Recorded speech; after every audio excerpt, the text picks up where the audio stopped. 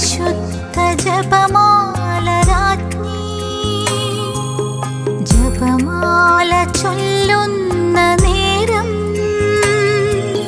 സ്വർഗത്തിൻ വാതിൽ തുറന്ന് അമ്മേ സുഖമാക്കുവാനൊന്നു ചൊല്ലൂ. പാപങ്ങളെല്ലാം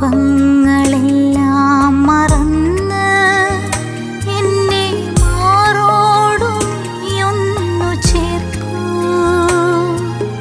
പരിശുദ്ധ ജപമാല രാജ്ഞി, ജപമാല ചൊല്ലു.